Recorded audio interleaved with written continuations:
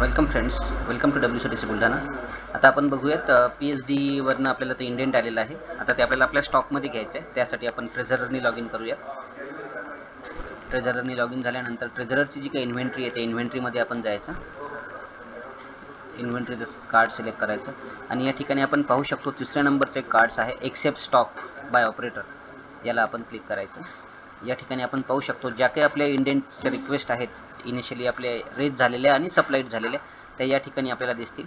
34 नंबरचं आपलं जे इंडेंट आहे हे आपण या ठिकाणी सिलेक्ट करायचं आणि याला सर्च म्हणायचं। सर्च केल्यानंतर जो काही त्याच्यासोबत जे काही आर्टिकल्स आलेले आहेत किंवा जे काही स्टॅम्प्स आलेले आहेत ते आपल्याला या ठिकाणी दिसतील आणि खाली एक रिसीव बटन आहे त्याला आपण क्लिक करायचं। रिसीव बटनला क्लिक केल्यानंतर हे जे इंडेंट आहे सक्सेसफुली प्रोसेस होईल।